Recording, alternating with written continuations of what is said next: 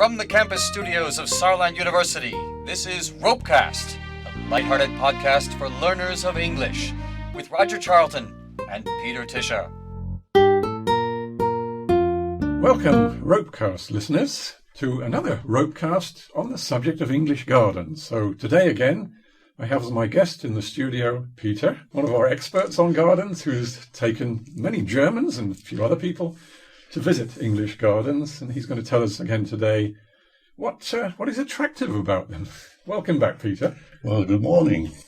I think we could start with something that is rather negative, though. Last time you mentioned the man who's known as Capability Brown, Lancelot Brown, who remodeled whole landscapes for wealthy landowners. And I think as part of that, sometimes there was a village in the way, as it were. Well, and if it was, it had to be removed. Complete with all the inhabitants. Well, the inhabitants, some of them may have survived because his intention was to create room for, water, for lakes which looked like rivers. And this was the important thing one of the important things about his idea of what a landscape had to look like. Water was required, bridges were required, and although it was just a lake, the impression the visitor had was that it was a flowing, a moving river. Right. So this idea of, I think there's a quote, an appearance of beautiful nature, it's very much an appearance. It's not the reality, is it? Well, in fact, normally people would assume that gardeners took paintings as a starting point for creating their own gardens. Well, with Capability Brown, the opposite is true. He made his gardens to look like paintings. I think one of the most attractive places people can visit is Stour Head. It is. It's a good example of this. There is a lake in the middle. And it is the idea, it is perfect in terms of Capability Brown's approach to, the landscape garden. And it is not just the water that is omnipresent there.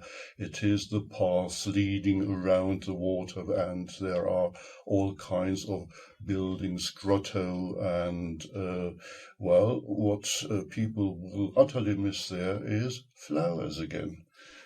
I think it's also important to emphasize that there are no longer these straight vistas from a central house. It's really a kind of more or less a circular walk, isn't it? Well, exactly. I mean, the idea of vistas had been done away with by William Kent, and Lancelot Brown did exactly the same thing. And then you have these things that are meant to look like Roman or Greek temples, all kinds of strange buildings.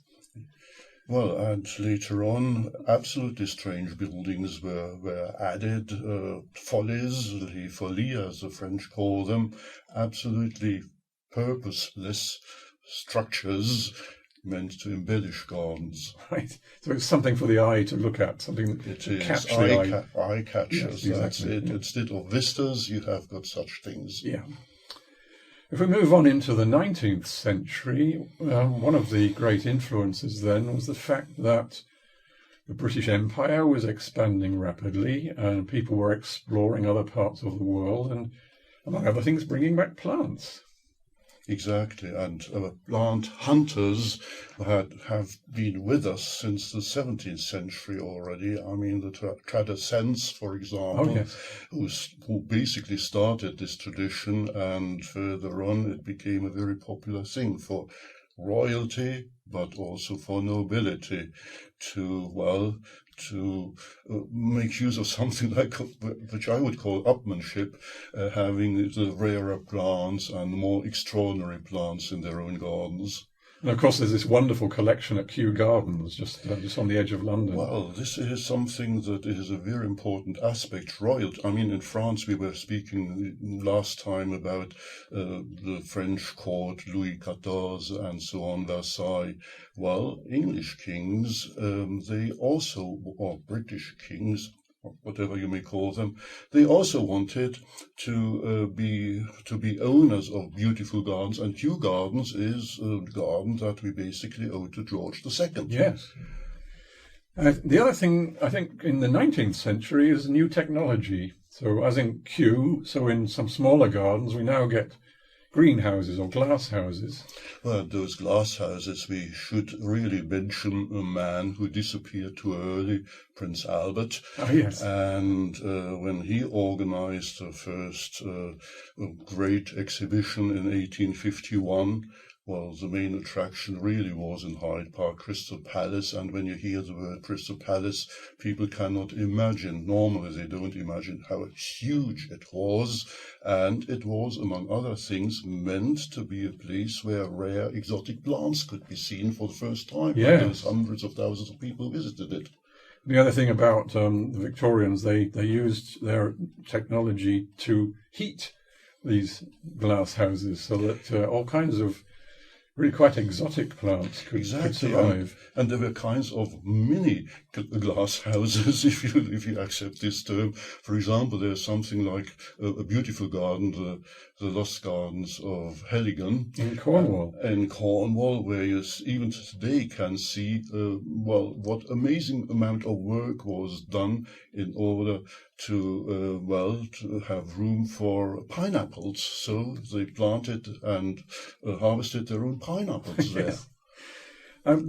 When we get into the Victorian period, you mentioned Prince Albert, the Victorian period is really rather backward looking when it comes to gardens in England.